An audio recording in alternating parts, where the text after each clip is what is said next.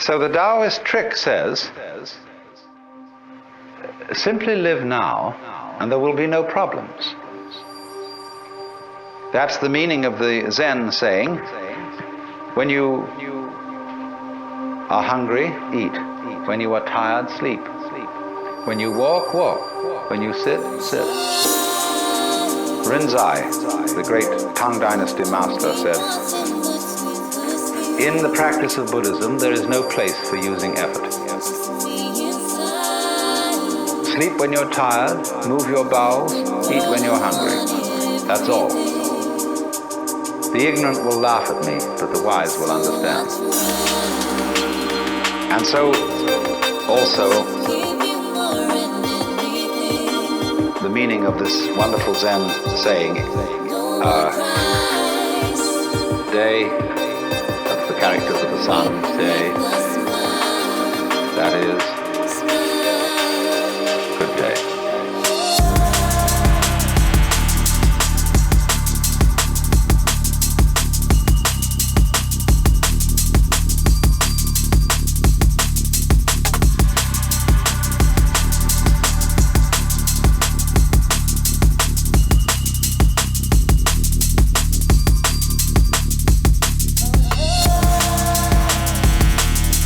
Every day is a good day. On condition, see, that day is like nyan nyan. They come one after another, and yet there's only this one. You don't link them.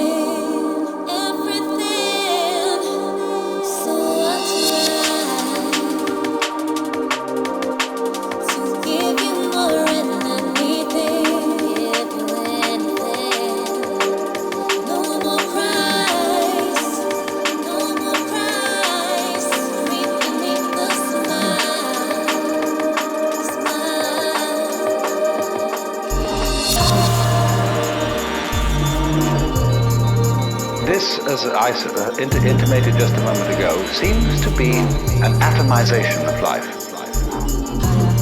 Things just do what they do. The flower goes poof, and people go this way, go that way, and so on, and that's what's happening.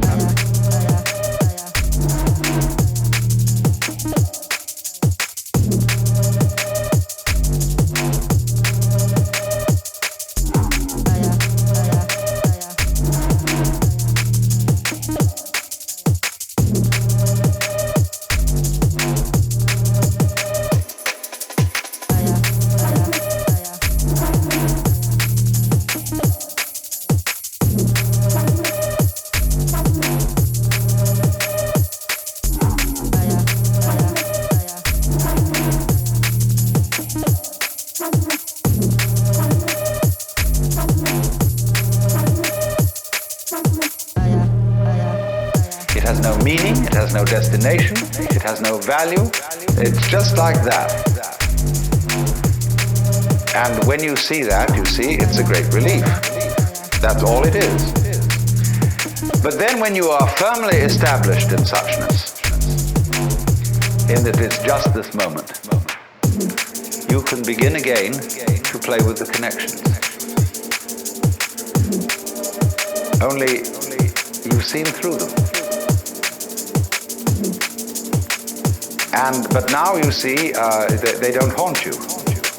Because you know that there isn't any continuous you running on from moment to moment, who originated at some time in the past and will die at some time in the future.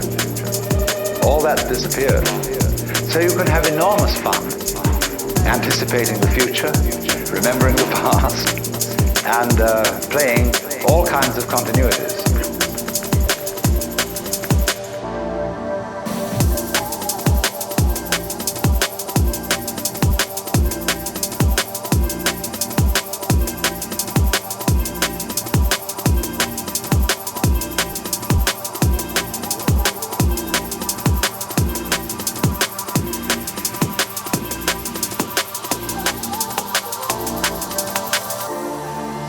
This is the meaning of that famous Zen saying about mountains are mountains. To the naive man, mountains are mountains, waters are waters. To the intermediate student, mountains are no longer mountains, waters are no longer waters. In other words, they've all dissolved into the point instant, to the kshana. But for the fully perfected student, mountains are again mountains and waters are again waters.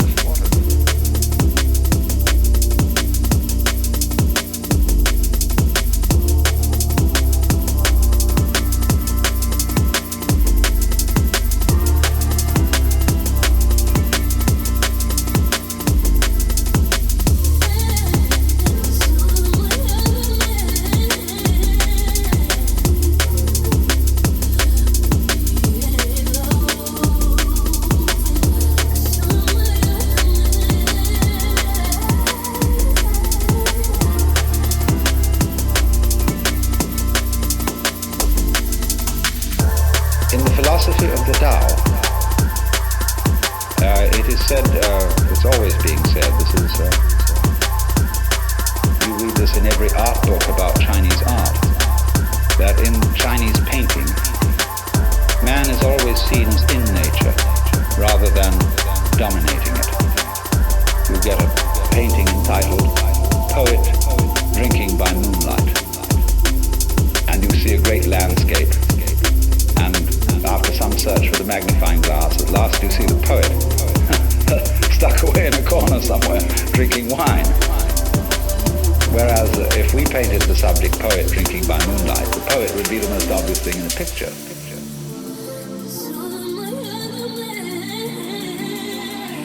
There he would be, dominating the whole thing, the landscape off somewhere behind him.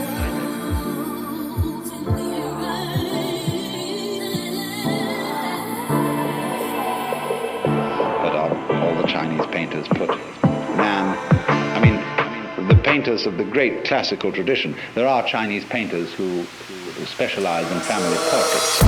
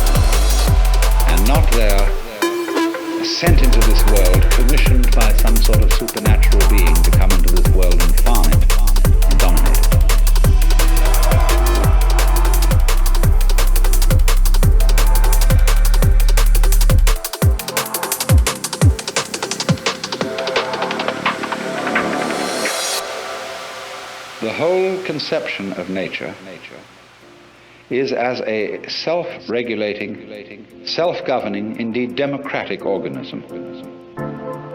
But it has a totality.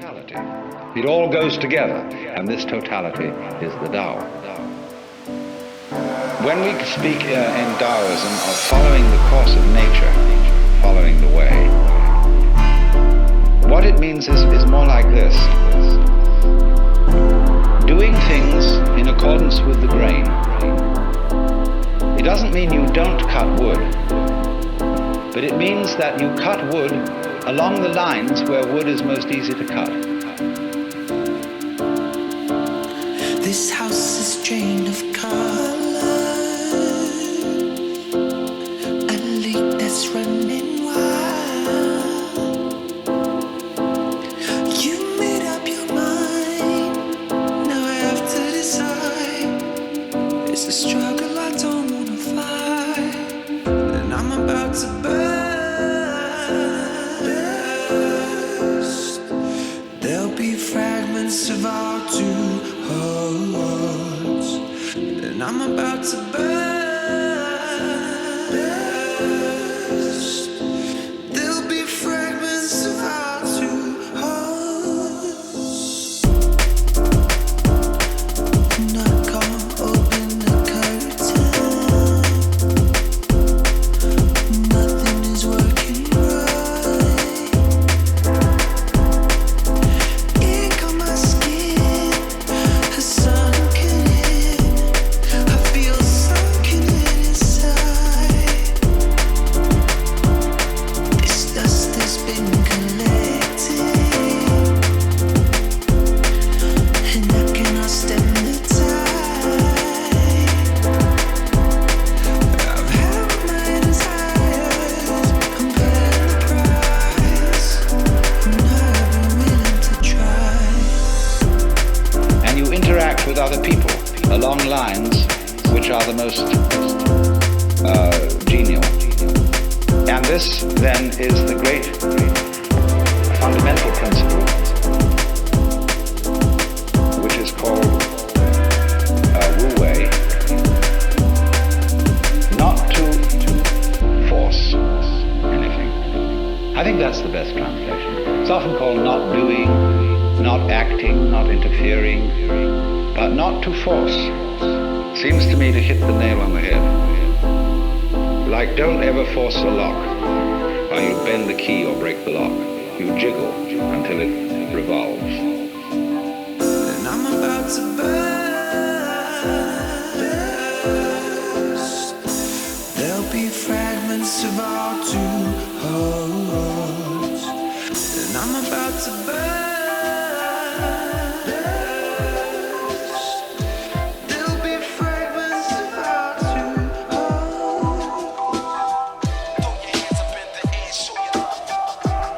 So Wu Wei is always to act in accordance with the pattern of things as they exist. Don't impose on any situation a kind of interference that is not really in accordance with the situation. For example, we have a slum, and the people are in difficulty and so on, and they need better housing.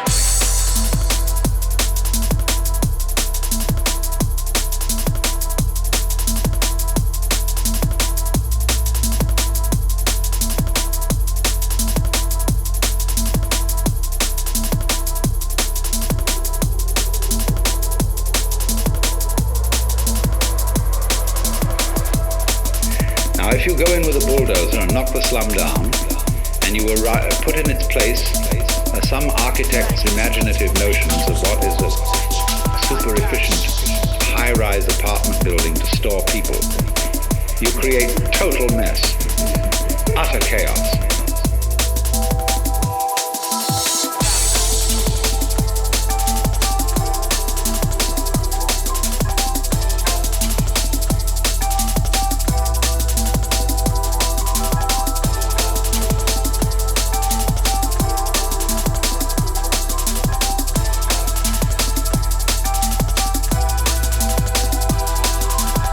A slum has what we would call an ecology.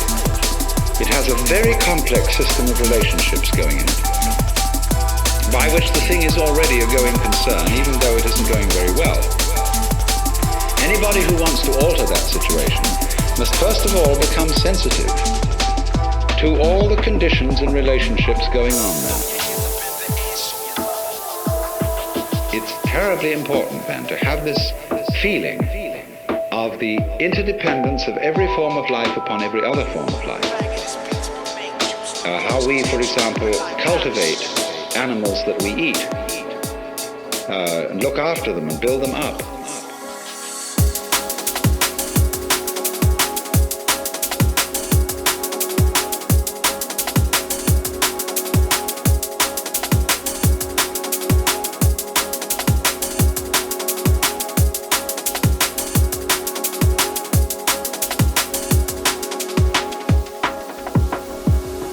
See that they breed in reasonable quantities. We don't do it too well, as a matter of fact, especially troubles are arising about supplies of fish in the ocean, all sorts of things. But you have to see that life, that the so-called conflict of various species with each other is not actually a competition. It's a very strange system of interrelationship.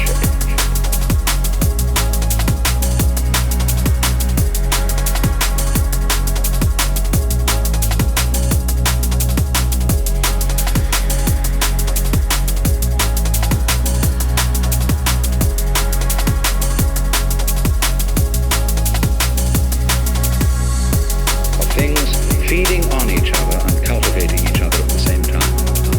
The idea of the friendly enemy, the necessary adversary, who is part of you. You have conflicts going on in your own body. All kinds of microorganisms are eating each other up. And if that wasn't happening, you wouldn't be healthy.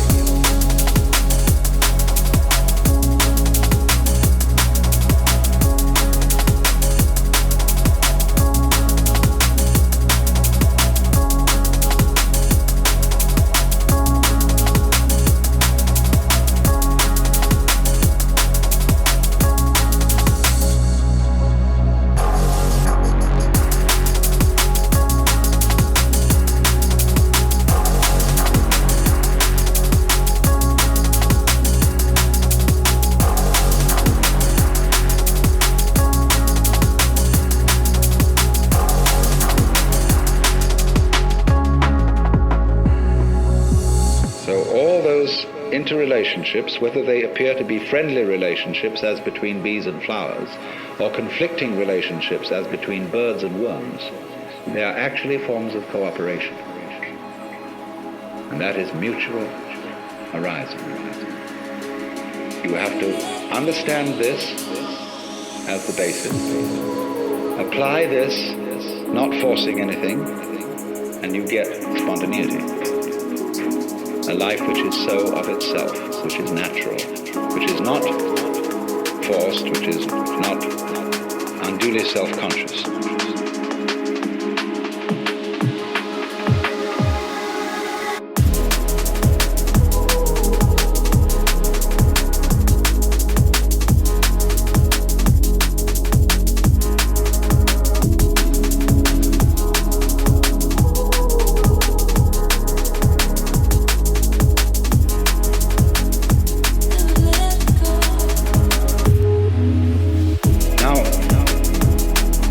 Another term that is important, although I'm not aware that this word occurs in Lao Tzu's book, it's found in greater use at a much later time in Chinese thought, in a philosophy that is called Neo-Confucian, and it's also used in Buddhism.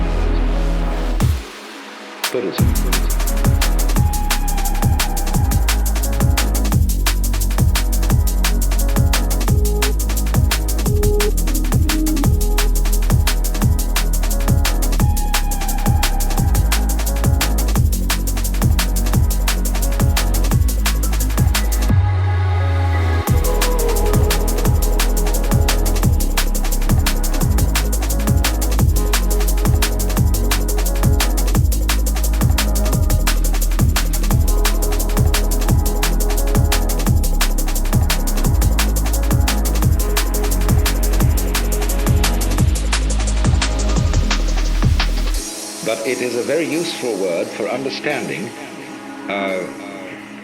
the sort of order that all this constitutes. It's the word Li, and this means,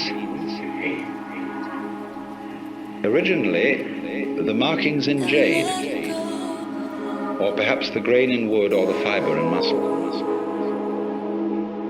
It is translated nowadays in most dictionaries as reason or principle. But this isn't a very good translation. Joseph Needham suggested that organic pattern was an ideal translation for this word.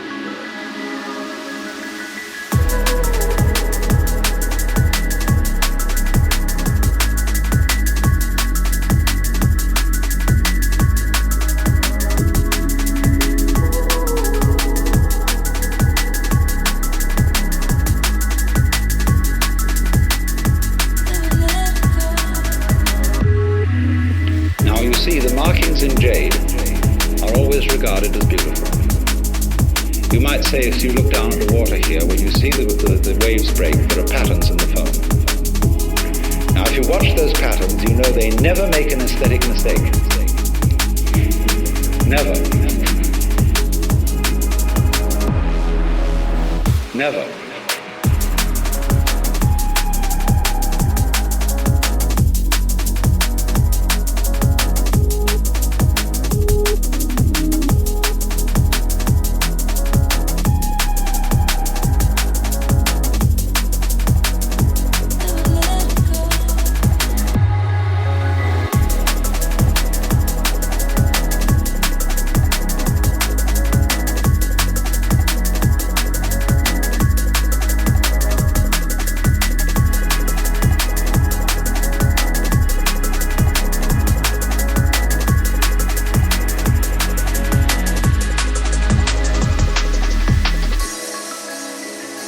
But they are not symmetrical, and they're very difficult to describe. They're wiggly. So are the markings in jade, so is the grain in wood, but we love the grain in wood. And you see, Jafu has done these paintings of rocks based on examples, I think, in the Chinese book called The Mustard Seed Garden. These all exhibit Li. That is to say, they are forms which we know are orderly, and we can distinguish them from messes.